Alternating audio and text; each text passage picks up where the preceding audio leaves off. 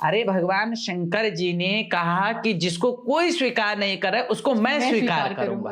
धतूरा है, उसमें कांटे हैं, ठीक है ना, और उसे कोई स्वीकार नहीं करता। किसी देव ने स्वीकार नहीं कहा, भगवान ने कहा मैं स्वीकार करूंगा। शक्ति ही तो है जो आपको चला रही है, शक्ति है जो आपको सोचने में मजबूर करे, शक्ति है जो आपके दिमाग को क्या कहते हैं शार्प कर देगी, शक्ति है बोलने का सामर्थ्य दे रही है, वो शक्ति है। तो जो शक्ति की आराधना करता है, उस शक्ति की आराधना करने के उपरांत उसे उसकी फल की प्राप्ति ना हो, ये तो संशय हो नहीं सकता। इसमें किसी प्रकार का संशय नहीं है। नासा ने हमारे शास्त्रों को अध्ययन करके ही तो इतने ऊपर तक पहुंच गया, और जो आज नासा बताता है वो पहले से निश्चित हो रखा है। हाँ, लिखा हुआ है, शास्त्र प्रमाणित है। भारत से ज्यादा क्या कहते देखने को मिल जाएगा, लेकिन वहां के लोगों में संशय नहीं है भगवान के प्रति, और वहां हर रोज रामलीला होती है, बहुत सुंदर, हर रोज होती है, और लोग देखने जाते हैं।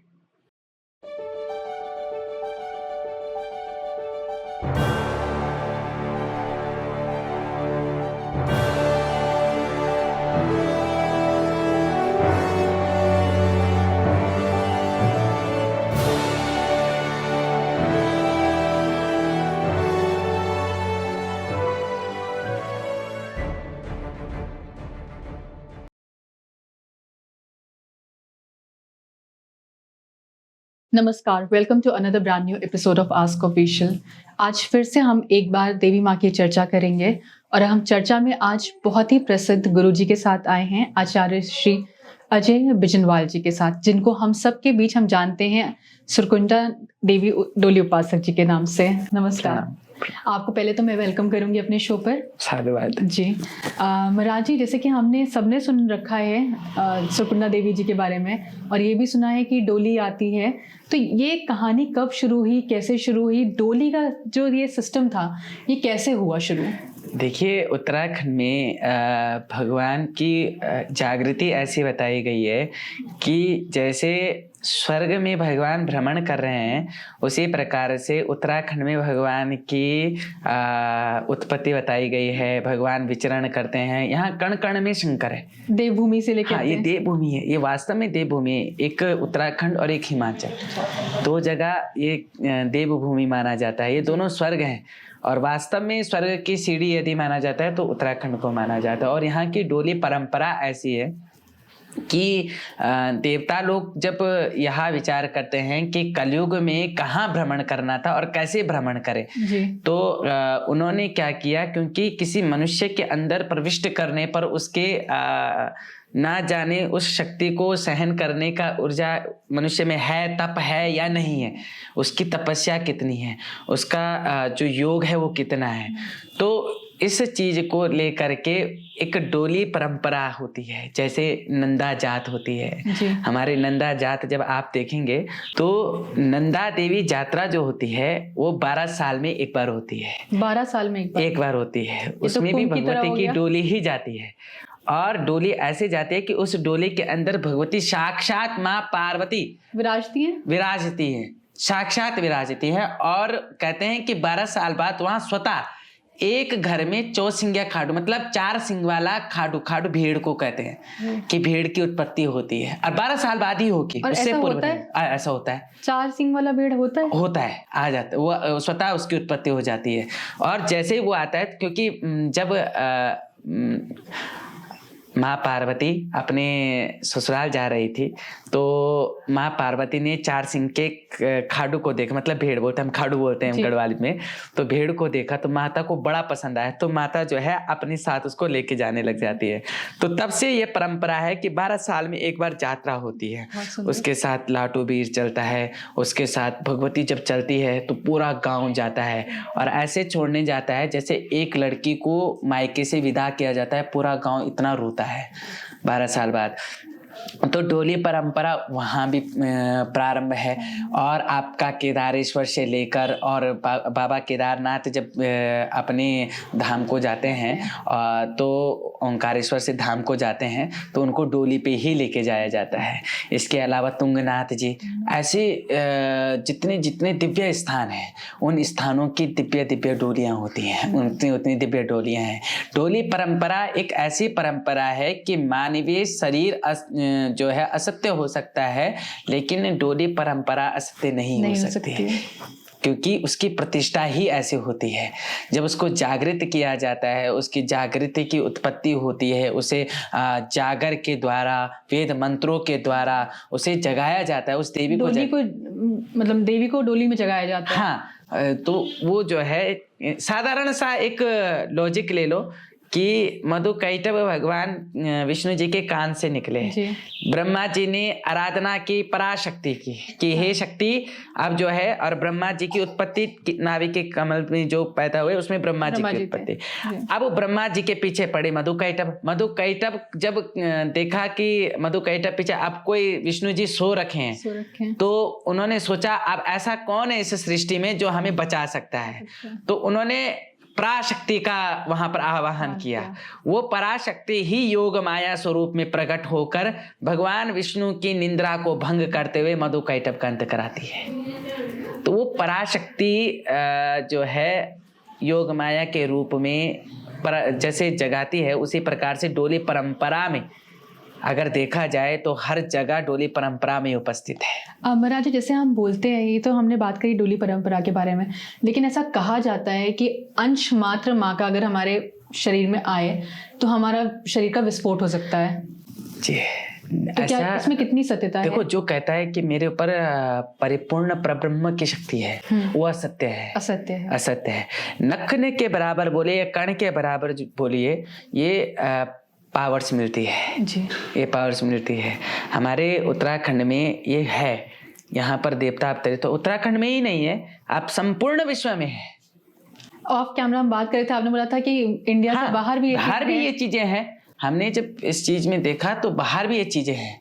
अच्छा, क्या कहते हैं, कई लोगों को मैंने बोलते हुए देखा है कि ये चीज नहीं होती है। तो मैंने एक चीज ये सर्च की कि आत्मा को आप सत्य मानते हो, परमात्मा को असत्य मानते हो। और बहुत सुंदर बोला आपने। हाँ, आत्मा को सत्य मानते हो और परमात्मा को असत्य मानते हो। ये बड़ा ही विचित्र मामला लगता है। फिर ऐसा नहीं है। भगवान, यदि सत्य की उत्पत्ति हुई है तो असत्य की भी उत्पत्ति हुई है। यदि नर में नर की उत्पत्ति हुई है तो नारायण की भी उसमें उत्पत्ति हुई है। बस अपने को पहचानना जरूरी होता है कि वो नारायण का वास कहाँ है। क्यों? हिरण्यकश्यप का हुआ भगवान नरसिंह अवतार हुआ जी, हिरणाक्ष का हुआ भगवान बराह अवतार हुआ, शुंभ निशुंभ आए तो माँ जगदम्बा का अवतार हुआ। तो कलयुगी मानव में क्या असुरी प्रवृत्ति नहीं है? ये कौन है? अगर इनका जो असुर हैं, असुर किसे कहा गया है? दो हैं, सुर और असुर, ठीक है ना। असुर उसको कहा है जो हमारी मानसिकता खराब हो जाती है, जो लोभ, दंभ, ये सब, अहंकार, ये सब जब चीजें आ जाती है तो ये असुर प्रवृत्ति है। और जिस समय जो है हम परमात्मा की शरणागति में प्राप्त कर लेते हैं और सब चीज छोड़ देते हैं और उसका प्रवास हो जाता है, तो वो है वो परमात्मा की प्राप्ति है। तो ऐसा नहीं कहा जा सकता कि ये असत्य है। असत्य कुछ भी नहीं है, मिथ्या कुछ भी नहीं है, परमात्मा है। बस हम किसकी खोज कर रहे हैं ये देखना जरूरी है। अच्छा महाराज जी, क्योंकि आप बहुत छोटी उम्र से इसमें थे और मेरे ख्याल से अभी आपकी उम्र मात्र 22 साल की है। 23 साल होने वाले हैं जी। तो आप यंग जनरेशन को क्या बोलेंगे जो बोलते हैं, आज की जनरेशन में बहुत सारे लोग ऐसे हैं जो बोलते हैं भगवान नहीं है और ये मेडिटेशन या ऐसे कुछ भी करने से कुछ प्राप्ति नहीं होती है, जिंदगी बहुत छोटी है, जितना एंजॉय कर सको कर लेना चाहिए। देखो, वो लोग भी और हम लोग भी, मैंने आपको पहले बताया था अब कैमरा में कि वो लोग भी एक ही चीज़ की खोज करते हैं, हम भी एक ही चीज़ की खोज करते हैं। वो अपने जब काम को करते हैं, चोर होगा जब चोरी करता है, मेरे गुरुजी ने बहुत अच्छी बात बताई थी कि जो चोर होगा तो जब वो चोरी करता है तो वो अपने पार्टनर से कहता है कि भाई देख, सत्य का अनुसरण करना और बंटवारा सत्य करना। अब उसने चाहे वो चोरी पे सत्य को ढूंढ तो वो, और हम किसको ढूंढ रहे हैं? जितने बड़े बड़े कथावाचक बैठे हुए हैं, जितने बड़े बड़े धर्माचार्य बैठे हुए हैं, वो सब एक ही चीज कहेंगे आपको कि सत्यम परम धीमहि, कि सत्य ही जो है सत्य की उपासना करो, सत्य ही सब कुछ है, सत्य ही सब। तो वो भी क्या कहते हैं, सत्य की आराधना करता है, लेकिन वो नकारात्मक के लिए आराधना करता है। और जो धर्माचार्य हैं, जो बड़े बड़े कथावाचक हैं, ये आपको जो है परमात्मा की ओर अग्रसर करते हैं। महाराज जी, क्योंकि आप 23 वर्ष के हैं और युवा जनरेशन के बारे में बात करना मुझको लगता है, क्योंकि आप खुद युवा हैं, बहुत ज़रूरी है। अभी थोड़े दिन पहले हम देखते हैं कि आजकल की जो युवा जनरेशन अपने आप को शराब सिगरेट ये सब पी के बड़ा कूल बताती है, और ये अनुभव करना उनके लिए जीवन में बड़ा ज़रूरी होता है एज कम्पेयर टू आध्यात्म का अनुभव करने से। बिल्कुल। जो अभी करंट सिनेरियो चल रहा है। हाँ। अभी रिसेंटली मैं आपको एक इंसिडेंस बताती हूँ गुरुजी। ये हुआ क्या, गुजरात की बात है। गुजरात में एक लड़के ने शराब पीकर पहले तो एक स्कूटी वाले को उड़ाया। अच्छा। उसके बाद उसने हस्बैंड वाइफ गाड़ी में थे, उनको भी उड़ाया, गाड़ी के परखच्चे उड़ गए, ऐसा एक्सीडेंट हुआ। गाड़ी से निकला, उसका दोस्त तो निकल के पहले ही बोला कि पागल है, मैं नहीं जानता इसको। और वो लड़का जब निकला, उसने निकलने के बाद बोला वंस मोर, और उसके बाद कहता है ओम नमः शिवाय। ये इतना हरकत करने के बाद आप भगवान का नाम ले रहे हो, ओम नमः शिवाय। जब आपको लगा कि कोई सोल्यूशन नहीं बच रहा, तब आप ओम नमः शिवाय का जाप कर रहे हो। यही काम आप पहले कर लो तो शायद ये हरकतें ना हो। देखिए, मैं एक चीज मानता हूँ कि जो शराब का या फिर जो नशे हैं जी, ये कुछ समय का नशा ये उतर जाता है। मैं तो कहता हूँ कि नशा करना है तो एक बार करो, और वो परमात्मा का करो। क्योंकि अगर उसका नशा आपको हो गया ना, तो आपको पूरी दुनिया में कहीं ऐसा नशा नहीं मिलेगा। नशा करना है परमात्मा का करो। क्यों? क्योंकि उस नशे से आपके एक तो शरीर खराब हो रहा है, दूसरी आपकी वाणी खराब हो रही है, तीसरा आपके इस शरीर के जो मतलब आपके और जो आकर्षित हो रहे हैं उन लोगों का व्यवहार खराब हो रहा है। तो मेरा मानना यह है कि उन युवा पीढ़ी के लिए कि आपको नशा करना है तो परमात्मा का नशा करें। और जिन लोगों को लगता है कि, मैंने कई लोगों को ये भी देखा है कि वो भगवान शंकर का प्रसाद लेकर के बोलते हैं कि भांग को पीते हैं और भगवान शंकर का प्रसाद है, भगवान शंकर का प्रसाद तो हलाहल विश्व था, तो वो नहीं पिएंगे। हाँ, तो वो जरूरी है, उसको भी आप धारण करें तो भगवान शंकर के आपको ज्यादा प्राप्ति होगी, है ना। कि इतना बड़ा भक्त कहाँ मिलेगा, ऐसा नहीं है। भगवान शंकर ने कोई विष नहीं पिया था, वो तो सिर्फ अवधारणा बनाई गई है जी। वो एक विशेष, अच्छा इस चीज पे मैं एक विशेष बात बताता हूँ। लोगों को ये है कि भगवान को भांग चढ़ाई जाती है, ब्राह्मण तो भांग चढ़ा रहा है और आप लोग कह रहे हैं भगवान भांग नहीं पी। अरे भगवान शंकर जी ने कहा कि जिसको कोई स्वीकार नहीं करे उसको मैं स्वीकार करूंगा।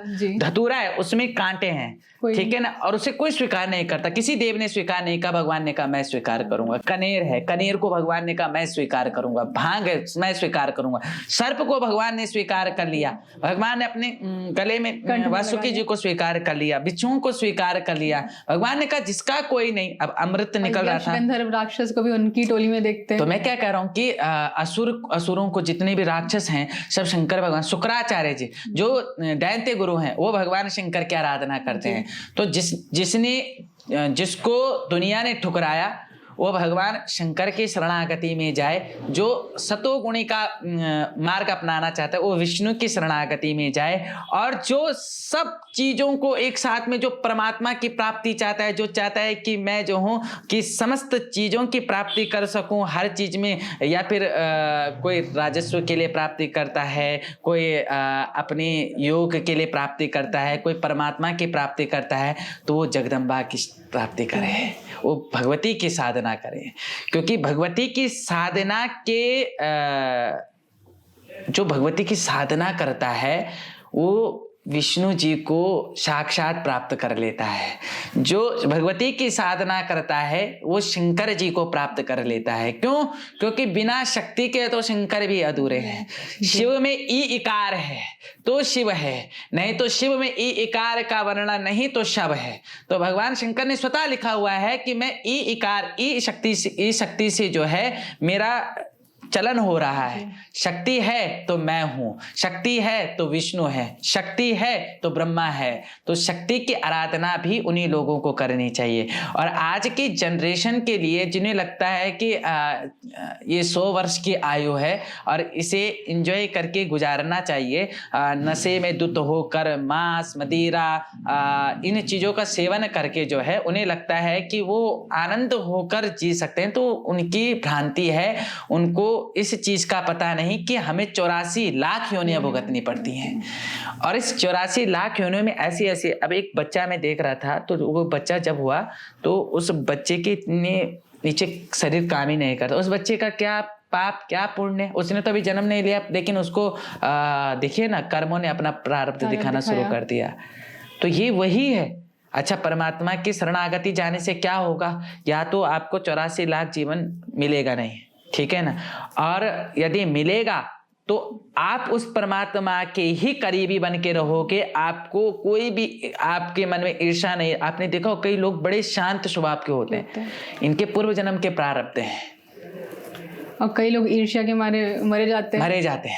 वो भी एक नशा है, ईर्ष्या भी एक नशा है, ठीक है ना। क्यों? क्योंकि उस नशे में उसे समझ नहीं आता मैं कर क्या रहा हूँ, ठीक है। लेकिन वो नशा बेकार है। नशा करना है जगदम्बा का करो, उस आदि शक्ति का करो। अगर प्रेम है तो भगवती है, भगवती को ही प्रेम मानना चाहिए, ऐसा मैं विचार करता हूँ।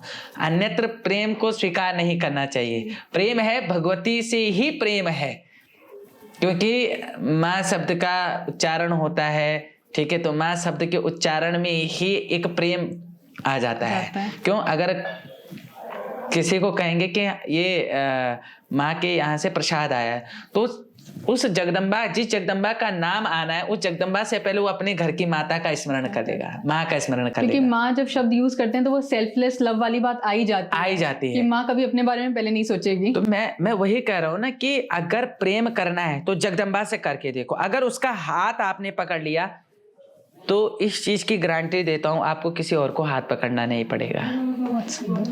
ये बहुत अच्छी बात है। और आज की जनरेशन पागल हो, मैं देखता हूँ कि जब यहाँ पर केस आते हैं, पागल हो रखी है, बिल्कुल ही समझ नहीं है। अरे पागल होना है, परमात्मा के पीछे हो जाओ, छोड़ दो उसको आप हवाले।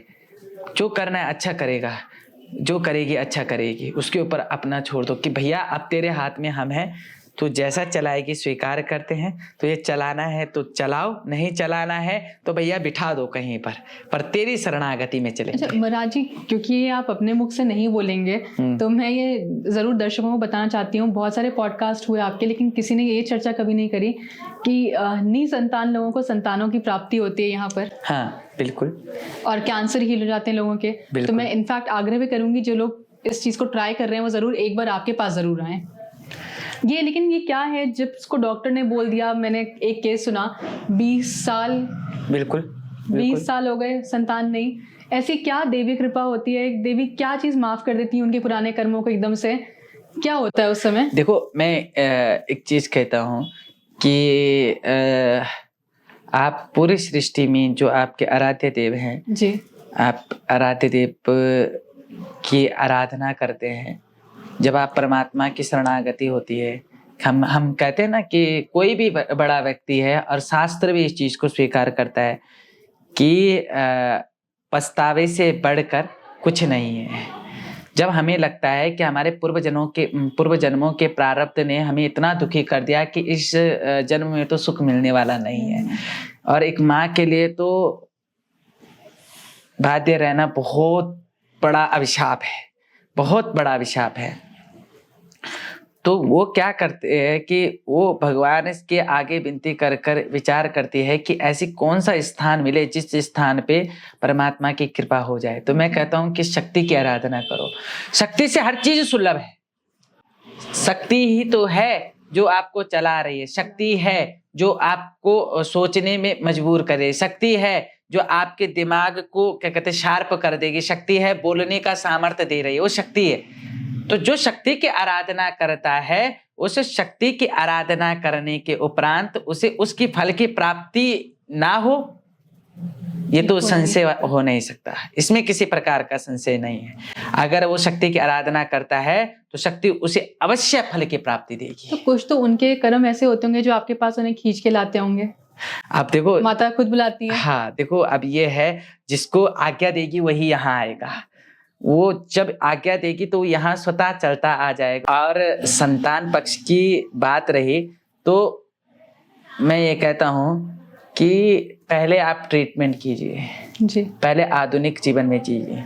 मैं कहता हूँ कल ही मैंने एक बात कही थी कि आधुनिक का महत्व है, आधुनिक आज की आवश्यकता है लेकिन पुरातन का महत्व है जी। आधुनिक आज की आवश्यकता है लेकिन पुरातन का महत्व है। पुरातन में कौन है? परमात्मा है। परमात्मा का महत्व है। आप आधुनिक के हिसाब से आज बिल्कुल पहले डॉक्टरों के पास जाइए, जब लगता है कि सब चीज से हार गए तब परमात्मा की शरणागति पकड़िए कि हे परमात्मा अब हम हार चुके हैं, अब हमने जो है, क्योंकि देखो भगवान भी कहता है कि जब तक तुमने हाथ पैर नहीं मारे तब तक मैं भी तुम्हारा कल्याण नहीं कर सकता। आप जब थक जाओ, जब कहीं से आस ना लगे, परमात्मा की शरणागति को पकड़ लो। और परमात्मा की शरणागति में कौन? शक्ति की शरणागति पकड़ें। शक्ति की शरणागति ऐसी होगी कि अवश्य आपको फल की प्राप्ति करेगी। एक ही संतान पक्ष के लिए नहीं, ये हर चीज के लिए है। लेकिन अगर देखा जाए तो हाँ। मतलब माँ कितनी 100 में है, बिल्कुल, तो उनसे मांगा और उन्होंने दे दिया। फिर हाँ, जो कि जिसको 20 साल से बच्चा नहीं हो रहा। बिल्कुल बिल्कुल बिल्कुल बिल्कुल। मैं एक चैनल था, पता नहीं कौन थे वो, चैनल के बारे में मुझे इतना पता भी नहीं था। तो उसमें एक माता जी हैं, वो बड़े क्या कहते हैं व्यवहार से कहती हैं कि ऐसा संभव ही नहीं हो सकता है, ऐसा संभव ही नहीं हो सकता है। अरे भैया, आपने मंत्र चिकित्सा के बारे में सुना है? डॉक्टर आज हुए हैं, डॉक्टर आज हुए हैं। हमारे उसमें पहले वैद्य होते थे, वैद्यों के पास आप जाएंगे तो उनके पास भी मंत्र चिकित्सा होती थी। और मंत्र चिकित्सा पे वही वैद्य काम कर सकता था जिसे देव की कृपा प्राप्त होती थी, उसी वैद्य की दवाई लड़ती थी। ये बात सत्य थी। और ये वही है, ये एक चिकित्सालय है, एक जिसे जो है मंत्रों के द्वारा देवी को जागृत किया जाता है और उस देवी के द्वारा उस व्यक्ति के कर्मों के प्रारब्ध को बदलकर उसे फल की प्राप्ति मिलती है। हमारे यहाँ तो ये भी कहते हैं कि अगर आपने मंत्र जाप करके एक पानी भी पी लिया तो उससे भी आपको फायदा ही होता है। बिल्कुल बिल्कुल। अरे आप मंत्रों की गणना करते हैं, मैंने आपको पूर्व में बताया कि कई ऐसी जगह, कई ऐसे वैज्ञानिकों जो आज खोज कर रहे हैं, वो शास्त्र पहले प्रमाणित कर चुका है। तो भैया आप उसको झूठा करके देखिए, इसको कभी झूठा नहीं किया जा सकता। प्रमाण देना है तो झूठा करके देखिए। हाँ बिल्कुल। शास्त्र को आप पढ़िए ना, आपने शास्त्र पढ़ा नहीं, आपने किताबी ज्ञान खोली, वो किताबी ज्ञान पढ़ी आज की, उससे पढ़ा कि हाँ जो है अगर पीसीओडी है, पीसीओएस है या फिर कोई भी रिलेटेड कोई भी दिक्कत है तो आप इसकी ये दवाई खाइए, आप ये दवाई खाइए, आप ये दवाई खाइए। लेकिन आपने उसके पीछे का रीजन नहीं जाना। योग और मंत्र करें। हाँ, पहले वो उस मंत्र को करें और अपने शरीर को उस परमात्मा को छोड़ दें और उस परमात्मा की शरणागति पे चले। जब वो शरीर परमात्मा की शरणागति में चलना प्रारंभ हो जाता है तो सब चीजों को छोड़कर, वो जो अंदर गर्मी होती है ना, किस चीज के, अहंकार से लेकर हर चीज की, वो छूट जाता है जब, तो वो परमात्मा आपके अंदर फल की उत्पत्ति करता है। बहुत सुंदर जी। हमने कैंसर मरीजों के बारे में सुना कि कैंसर मरीज हील होके यहाँ से गए हैं, आए और ठीक होके गए हैं। हाँ। थोड़े दिन बाद उनकी रिपोर्ट चेंज हो गई, जो कि कैंसर था और कुछ नहीं था। बिल्कुल। देखो ऐसा है कि आज की जनरेशन जो है जितना परमात्मा से दूर भाग रही है, परमात्मा उतनी अपनी ओर खींचता चला जा रहा है। क्यों? क्योंकि ये समझने की बात है कि आज लोगों को लगता है कि हम जो कर रहे हैं वो सही है, हम जो करवा रहे हैं वो सही है। लेकिन मेरा मानना ऐसा है कि परमात्मा की भक्ति से सब कुछ मिलता है। परमात्मा जो है असाध्य रोगों को भी निवारण करके देता है। साक्षात हनुमान चालीसा में लिखा हुआ है, नासे रोग हरे सब पीरा। तो जो क्या कहते हैं भगवान हनुमान चालीसा में लिखा हुआ है। फिर आपका क्या कहते हैं उसमें भगवती में सर्वा बाधा विनिर्मुक्तो, देवी के उसमें तो लिखा हुआ है कि सर्वा बाधा विनिर्मुक्तो, कि उस भगवती की आराधना कीजिए जो सभी बाधाओं से आपको मुक्त करेगी। और जिसमें ये लिखा हुआ है, इसमें एक संशय आप ला नहीं सकते, क्योंकि आज का नहीं, ये ना जाने कितने वर्ष पूर्वों का लिखा हुआ शास्त्र है। ये दुर्गा सप्तशती, ये देवी महापुराण जो है आज के ना जाने कितने युगों युगों से ये चलता आ रहा है। ये युगों की बात है, ये आज की आपकी पढ़ाई हुई बात नहीं है, ये युगों की बात है। महाराज, जैसे हमने इसके बारे में बात करी कि युगों की बात है, इसको कितना आज की जनरेशन को जानना चाहिए? कि बिकॉज मेरे ख्याल से तो हर घर में, हाँ अगर मैं अपने घर की भी बात कर लूँ, रामायण के बारे में पता है, महाभारत के बारे में पता है, देवी सप्तशती के बारे में पता है, लेकिन बहुत पुराने वेद हम लोग को नहीं पता है। हाँ बिल्कुल बिल्कुल। ये मेरे को लगता है हर किसी को जानने की जरूरत है और आवश्यकता है, ये इस समय की जरूरत है। हाँ, क्योंकि नहीं तो धीरे धीरे विलुप्त हो जाएंगी सारी विलुप्त हो चीजें। जाएंगी। हो रहा है। नासा ने हमारे शास्त्रों को अध्ययन करके ही तो इतने ऊपर तक पहुंच गया। और जो आज नासा बताता है वो पहले से निश्चित हो रखा है। हाँ, लिखा हुआ है, शास्त्र प्रमाणित है। अब उस चीज को हम कितना समझते हैं, ये भी बड़े आश्चर्य की बात है कि हम पहले गणना कर देते हैं कि ग्रहण कब आएगा। हाँ, ये बाद में बताते हैं। नासा जी बाद में बताते हैं, नासा वैज्ञानिक बाद में बताते हैं। और सबसे बड़ी बात, आप क्या कहते हैं, मैंने देखा है कि लोग यहाँ मानने के लिए लोग कहते हैं कि ये भारत में ही होता है, ये भारत से बाहर नहीं होता है। अरे भैया, आप बाली चले जाइए, आप श्रीलंका चले जाइए, आप श्रीलंका चले जाइए, अरे भाई भक्ति देखने को मिल जाएगी आपको। वहां पे भक्ति देखने को मिल जाएगी। बाली में जो यहाँ की रामायण होती है, जो रामायण का पात्र किया जाता है, वो पात्र ऐसे ही, बल्कि बाली के ही एक विधायक है, एक एमएलए हैं जो हमारे अच्छे परिचित हैं जी।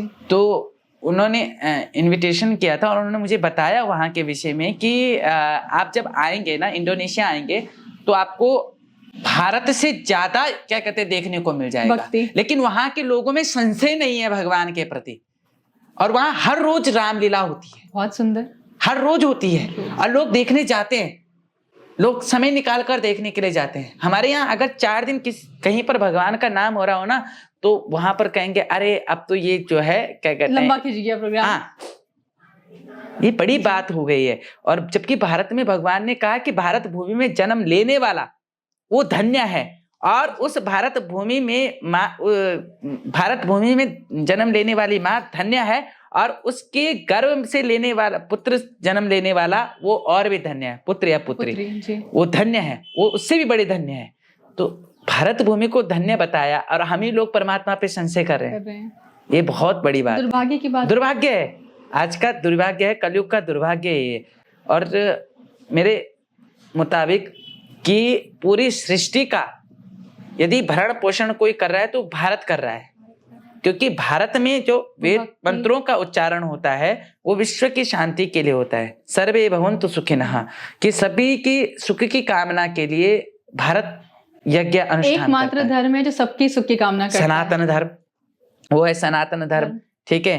नहीं तो सबने अपने धर्म को श्रेष्ठ बताया। सनातन धर्म ने कहा ठीक है आप श्रेष्ठ हो, लेकिन हम आपके धर्म को भी सुखी रखने की कामना करते हैं। बहुत सुंदर है ये। तो ये भारत है, और भारत में ऐसी भ्रांतियां नहीं होनी चाहिए। मेरा मानना है कि यहाँ लोगों को एकजुट होना चाहिए, यहाँ लोगों के अंदर आस्था होनी चाहिए। आप आस्था लाकर देखिए, आपको परमात्मा जरूर मिलेगा। मैं कोई कंपैरिजन नहीं कर रही महाराज जी, लेकिन हम देखते हैं मुस्लिमों में एकाग्रता होती है, बहुत है, फ्राइडे को बहुत है पढ़ना है नमाज। कंपैरिजन करने से मैं आपको बताऊं, वास्तव में हम लोग पीछे रह गए, यही क्योंकि हम लोगों को प्राप्त है। हम लोग कहते हैं ना कि जिसको जो चीज मिलती है वो उस चीज की कदर नहीं करता। एग्जैक्टली। तो हम लोगों को प्राप्त है, तो हम लोगों को कदर नहीं है, परमात्मा की कदर नहीं है। उन लोगों को प्राप्त करने के लिए उनके उसमें आप जिज्ञासा कितनी है? हाँ, उनके अंदर जिज्ञासा है कि क्या कहते हैं, थोड़ा सा ये कर लिया तो हमें ये नर्क प्राप्त हो जाएगा, ये कर लिया तो ये नर्क प्राप्त हो जाएगा। उनके अंदर इस चीज की जिज्ञासा है। लेकिन सनातन धर्म में परमात्मा तो स्वतः प्राप्त है, बस उसको खोजने की देर है।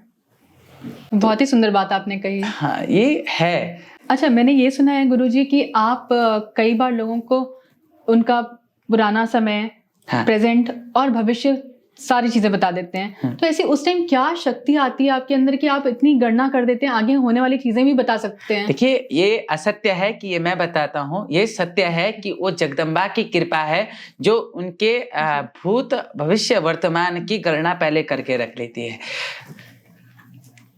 आज की जनरेशन पूर्व की चीजों को नहीं देखती है कि हमने कितना बड़ा पाप किया, लेकिन आज वो भगवान के सामने जाकर कहती है कि जनरेशन कहती है कि भगवान हमने क्या पाप किया ऐसा, तो भगवान स्मरण कराता है कि याद करो। तुमने इस समय का, और याद क्यों कराता है कि उसका पश्चाताप करो। जब आपको पछतावा होगा तो परमात्मा की प्राप्ति होगी, पछतावा नहीं तो परमात्मा की प्राप्ति नहीं। और ये हम नहीं बताते, ये आदि शक्ति बताती है। ये है जो सामने वाले व्यक्ति क्यों आया है, कैसे आया और किस विषय के लिए आया है, वो सब चीज का भान कराते हैं और उसका मार्ग प्रदर्शित करते हैं कि आप ये कीजिए। मार्ग भी देती हैं, मार्ग भी कि कैसे उसको सुधार, अगर कुछ गलत है तो सुधारा जा सकता है। ये माँ है ना, माँ है, ये माँ है, बच्चे ये को बहुत दुष्ट है। ये बिना बच्चे का उद्धार किए छोड़ नहीं सकती। इसके मन की जो करुणा है ये छोड़ नहीं सकती है। ये माँ है, से भरी हुई है, हाँ, इसलिए उद्धार भी कर देती है। एक प्रकार के लिए नारायण हो गए, एक प्रकार के लिए ब्रह्मा जी हो गए, ये पिता हैं। तो पिता के मन में थोड़ा सा रहता है कि चाहे अंदर से नहीं, इसको पहले क्या कहते हैं, झेलने दो फिर बताता हूं। तब इसका, लेकिन ये माँ है, नहीं चुपके से करके देख, नहीं तू कर, मैं साथ में हूँ, ये करुणामयी है। तो इस चक्कर से इसका थोड़ा सा ऐसा भाव है, ऐसा वात्सल्य है कि सामने वाला व्यक्ति ज्यादा देर तक दुख में नहीं रह पाता। महाराज जी, क्योंकि आपके पास समय का अभाव हो रहा है, लोग आपके साथ मिलने के लिए बैठे हुए हैं, और मैं पहले तो आपको बहुत बहुत थैंक यू करूंगी, आपने समय निकाला हमारे लिए। तो आज क्योंकि हम जिनके बारे में हमेशा देखते हैं यूट्यूब पे, सरगुंडा देवी के डोली उपासक, ये साक्षात हमारे पास हैं और इन्होंने बहुत सारी चर्चा हमसे करी। आगे भी हम इस बारे में चर्चा करेंगे, इनके जीवन शैली के बारे में बात करेंगे, और देवी माँ जिनकी बहुत करीब है, सत्य बोल रही हूँ, बहुत ही करीब है, उनके बारे में पूरी जानकारी लेंगे। धन्यवाद।